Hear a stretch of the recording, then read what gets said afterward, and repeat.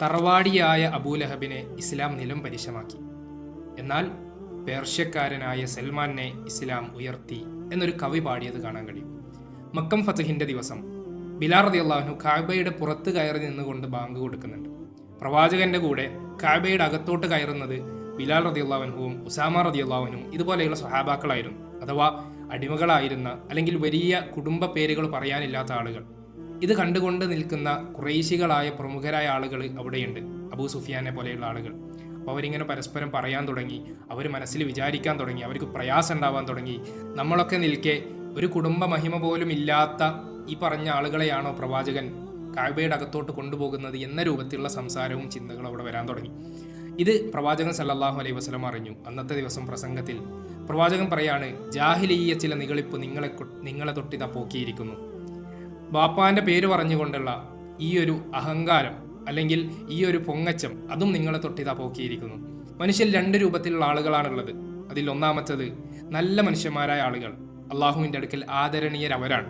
രണ്ടാമത്തത് ദുഷ്ടനും ദുർമാർഗിയുമായ ആളുകൾ, അള്ളാഹുവിൻ്റെ അടുക്കൽ നിന്ദ്യന്മാരാണവർ. ഈ രണ്ട് രൂപത്തിലുള്ള ആളുകളെ ഉള്ളൂ. എന്നൊരു പ്രവാചകൻ പറയാണ്, മനുഷ്യർ മുഴുവൻ ആദമിൽ നിന്നാണ്, ആദം അള്ളാഹുവിങ്കിൽ നിന്നാണ് എന്നാണ്. എന്നിട്ട് പ്രവാചകൻ സല്ലല്ലാഹു അലൈഹി വസല്ലം ഈ ആയത്തോതിയതാണ്. ഏത്? 49-ാം അധ്യായം 13-ാമത്തെ വചനം.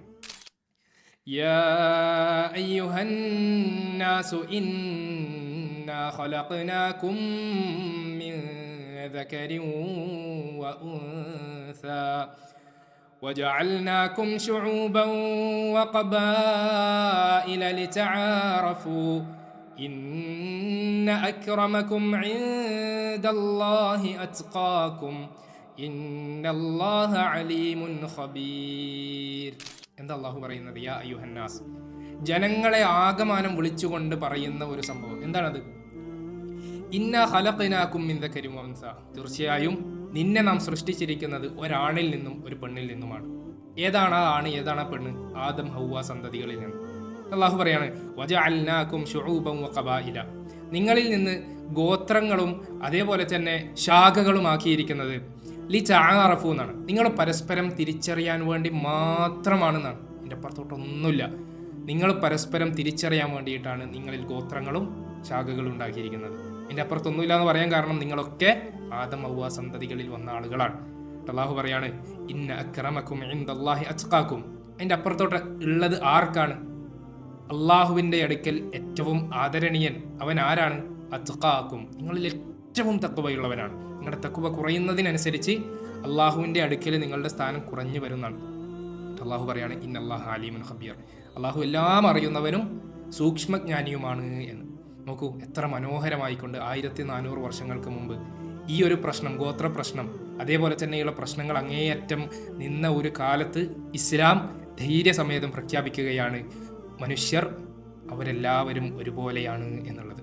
എന്നിട്ട് പ്രവാചകൻ സല്ലല്ലാഹു അലൈഹി വസല്ലം പല സന്ദർഭങ്ങളിലായിട്ട് ഇതിനെപ്പറ്റി പറയുന്നത് കാണാൻ കഴിയും. നിങ്ങളുടെ കർമ്മങ്ങൾ നിങ്ങളെ മുമ്പിലാക്കിയാൽ നിങ്ങളുടെ കുടുംബം ഒരിക്കലും നിങ്ങളെ പിന്നിലാക്കുകയില്ല. എന്നാൽ അതേസമയം നിങ്ങളുടെ കർമ്മം നിങ്ങളെ പിന്നിലാക്കിയാൽ നിങ്ങളുടെ കുടുംബം ഒരിക്കലും നിങ്ങളെ മുന്നിലാക്കുകയില്ല എന്ന് പ്രവാചകൻ പഠിപ്പിക്കുന്നുണ്ട്. പ്രവാചകൻ പറയുന്നുണ്ട്, ഞാൻ ഒരിക്കൽ സ്വർഗത്തിലോട്ട് പ്രവേശിച്ച സമയത്ത് എൻ്റെ മുന്നിലായിക്കൊണ്ട് ബിലാൽ റളിയല്ലാഹു അൻഹുവിൻ്റെ കാലടി ശബ്ദം ഞാൻ കേട്ടു എന്നാണ്. എന്തായിരിക്കും അതിന് കാരണം? കുടുംബമാണോ? അല്ല, അത് തഖ്വയാണ്. അത്രയും സൂക്ഷ്മതയോടുകൂടെ ജീവിച്ച ആളുകളായിരുന്നു സ്വഹാബാക്കൾ. അതുകൊണ്ട് തഖ്വയിലൂടെ അള്ളാഹുവിന് ഏറ്റവും ഇഷ്ടപ്പെട്ട ആളുകളിലേക്ക് നമ്മൾ പരിശ്രമിക്കുക. അള്ളാഹു അനുഗ്രഹിക്കട്ടെ. അസ്സലാമു അലൈക്കും വറഹ്മത്തുള്ളാഹി.